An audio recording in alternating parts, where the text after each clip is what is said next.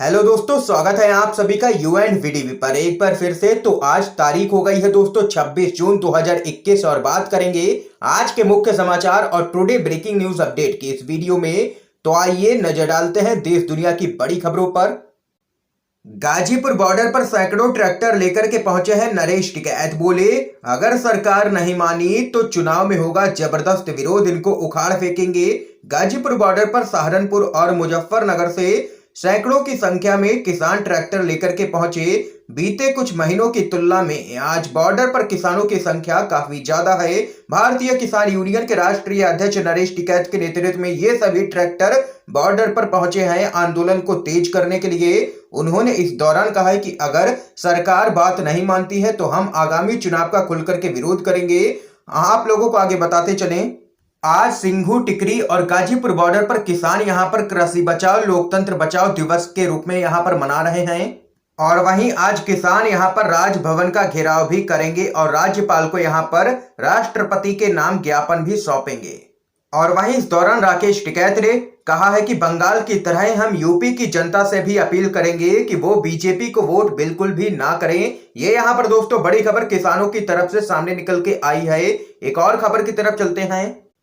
उत्तर प्रदेश विधानसभा चुनाव 2022 में भाजपा को हराने की कवायद में जुटे हैं वामपंथी। अखिलेश यादव को समर्थन देने की बड़ी तैयारी। यूपी में बेशक वामपंथी पार्टियों को चुनावी राजनीति में कम करके आंका जाता रहा हो, लेकिन प्रदेश के कुछ जिलों में अपने बचे हुए जनाधार के बलबूते 2022 के विधानसभा चुनाव की तैयारियों में वह नए उत्साह से जुट गई है। आप लोगों को बताते चले, सीपीआई का दावा है कि अब भी प्रदेश की करीब 100 सीटें ऐसी हैं जहां उसका ठीक ठाक वोट बैंक है और वह चुनावी नतीजों को प्रभावित कर सकती है। सीपीआई की कोशिश है कि भाजपा और योगी सरकार के खिलाफ बनने वाले विपक्षी गठबंधन का वह भी अहम हिस्सा बने और समाजवादी पार्टी को एक मजबूत विकल्प के तौर पर उभरने में अपना पूरा सहयोग दे।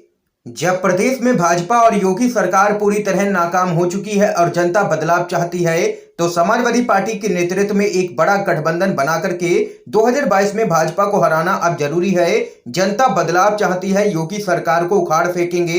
ये यहाँ पर दोस्तों देख सकते हैं, बड़ी खबर है। अखिलेश यादव को समर्थन देंगी वामपंथी पार्टियां। एक और बड़ी खबर जान लेते हैं।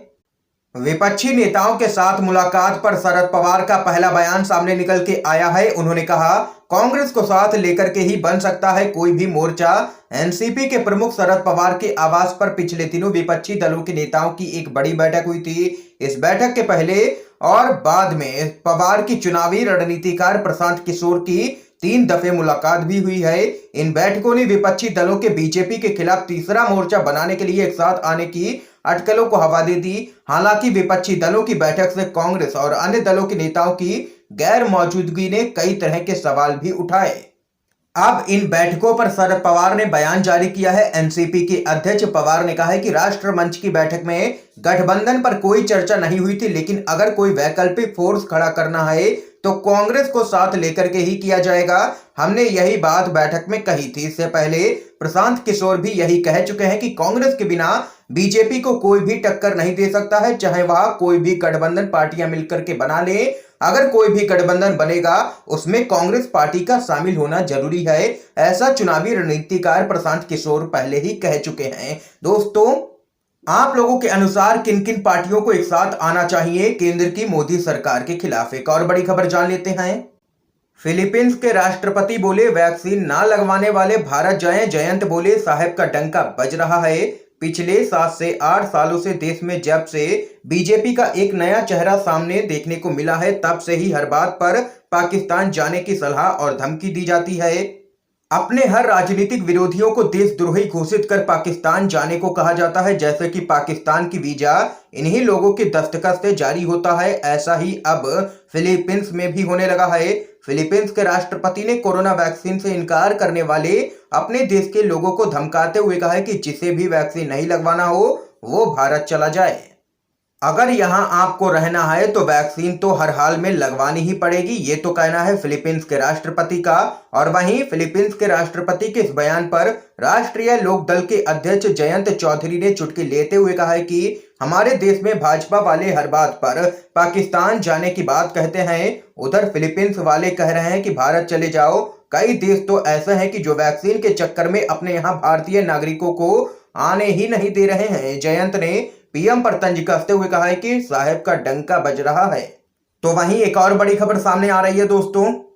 यूपी में आज आपातकाल से कुछ कम है क्या, योगी जी बोले हैं पूर्व आईएएस सूर्य प्रताप सिंह। योगी आदित्यनाथ के ट्वीट पर कसा है तंज। उत्तर प्रदेश के मुख्यमंत्री योगी आदित्यनाथ ने आपातकाल पर ट्वीट करते हुए कांग्रेस पार्टी पर लोकतंत्र पर कुठाराघात करने का आरोप लगाया। उनके इस ट्वीट पर रिटायर्ड आईएएस सूर्य प्रताप सिंह ने योगी सरकार पर तंज कसते हुए लिखा कि यूपी में आज आपातकाल से क्या कुछ कम है योगी जी।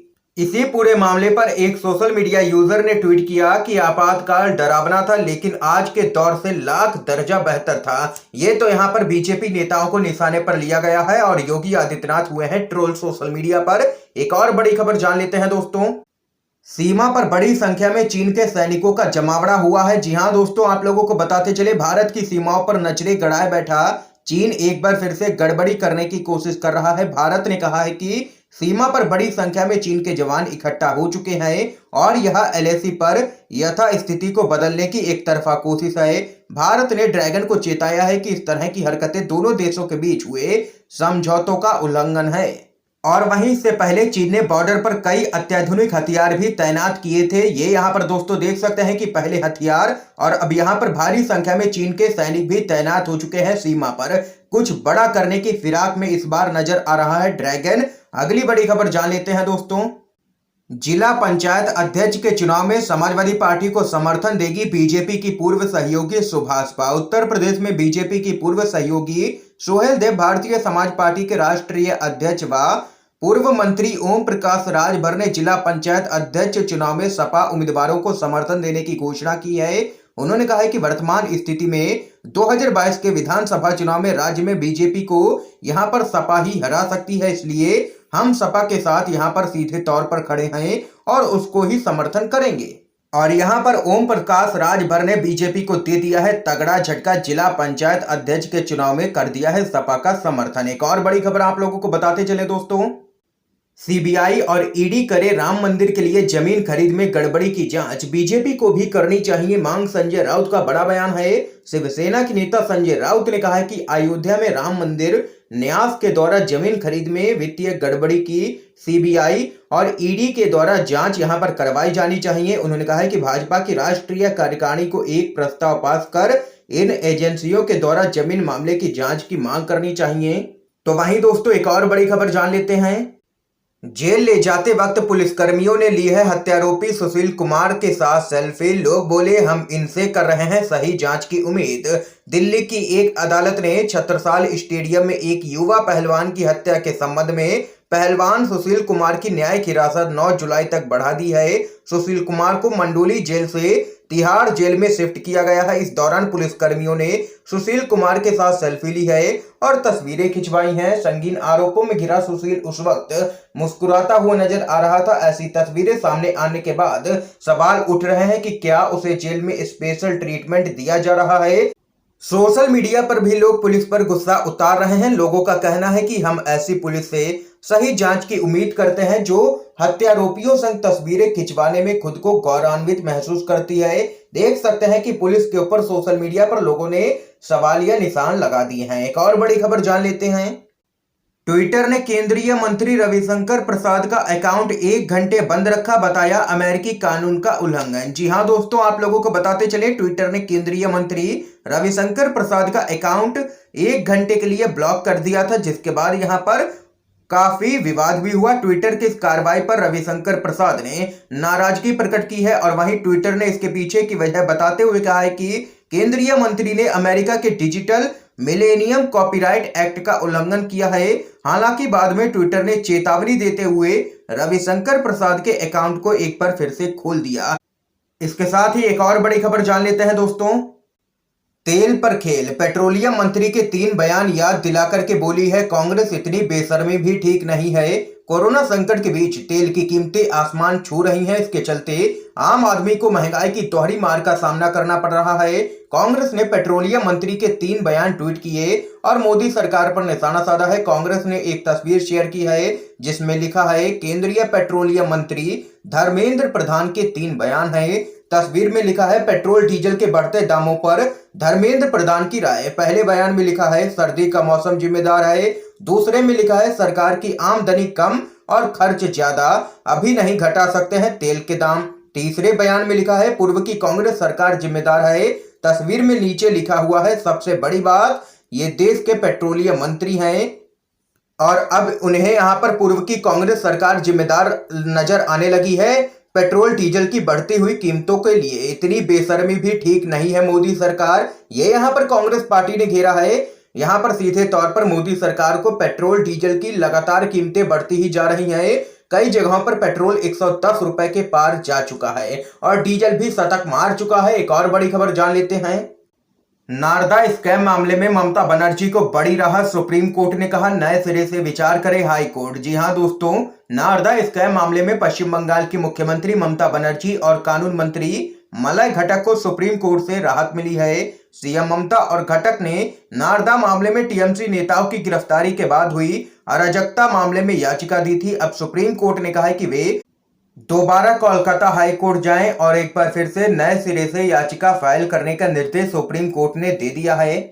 ये यहाँ पर सुप्रीम कोर्ट से राहत मिली है बंगाल की मुख्यमंत्री ममता बनर्जी को। एक और बड़ी खबर आप लोगों को बताते चले दोस्तों, गोडसे की भक्त प्रज्ञा सिंह ठाकुर के एक बार फिर से बिगड़े हैं बोल। शहीद हेमंत करकरे को देशभक्त मानने से किया है इनकार। आप लोगों को बताते चले, भोपाल की सांसद प्रज्ञा सिंह ठाकुर ने पूर्व एंटी टेररिस्ट स्क्वाड प्रमुख हेमंत करकरे को लेकर के कहा है कि जो देशभक्त हैं वो उन्हें देशभक्त नहीं मानते। प्रज्ञा ठाकुर आपातकाल की बरसी पर मीरसाबंदियों के एक कार्यक्रम को संबोधित करने सीहोर पहुंची थी, जिस दौरान उन्होंने ये यहाँ पर विवादित बयान दिया है। और वहीं कांग्रेस ने प्रज्ञा सिंह के इस बयान को लेकर के उन पर जोरदार हमला बोला है। पूर्व केंद्रीय मंत्री एवं पूर्व प्रदेश कांग्रेस अध्यक्ष अरुण यादव ने अपने ट्विटर हैंडल पर लिखा, जिस प्रज्ञा सिंह ने अपने कर्म और आचरण से भगवा वस्त्र, वास्तविक हिंदुत्व और राष्ट्र धर्म को कलंकित किया है, उन्होंने आज उन्हें शिक्षित करने वाले दिवंगत आचार्य के चेहरे पर भी काली पोत दी है। मोदी जी, आप प्रज्ञा सिंह को कब तक कितनी मर्तबा माफ करते रहेंगे? इन पर कार्रवाई कब की जाएगी? देख सकते हैं कि एक के बाद एक लगातार विवादों में घिरी रहती है बीजेपी की सांसद और गोडसे की भक्त प्रज्ञा सिंह ठाकुर। एक और बड़ी खबर जान लेते हैं। विपक्ष के खिलाफ जांच एजेंसियों को राजनीतिक हथियार के रूप में इस्तेमाल कर रही है मोदी सरकार। एमवीए नेताओं का केंद्र पर जोरदार हमला। ईडी की टीमों ने 60 दिनों में दूसरी बार पूर्व गृह मंत्री अनिल देशमुख के खिलाफ दायर एक कथित भ्रष्टाचार के मामले में नागपुर और मुंबई के आवासों सहित 4 स्थानों पर छापेमारी की है। और वहीं छापेमारी शुरू होने के तुरंत बाद सत्तारूढ़ एमवीए सहयोगी शिवसेना, एनसीपी, कांग्रेस ने विपक्षी दलों को परेशान करने के लिए केंद्रीय जांच एजेंसियों का दुरुपयोग करने के लिए केंद्र और भाजपा पर जोरदार हमला बोला है और यहां पर विपक्षी दलों को परेशान करने का आरोप लगाया है यहां पर एमवीए ने। आज की तमाम दोस्तों बड़ी खबरें थी जो हमने आप लोगों तक पहुंचाई हैं। अगर आप लोगों को ये वीडियो पसंद आया हो तो लाइक कीजिएगा। आप लोगों की क्या कुछ राय है जरूर बता सकते हैं कमेंट बॉक्स में इन खबरों को लेकर के, और वीडियो को ज्यादा से ज्यादा शेयर कीजिए ताकि आप सभी के दोस्त भी इन खबरों को जान सके। आप सभी का वीडियो देखने के लिए दोस्तों बहुत बहुत धन्यवाद।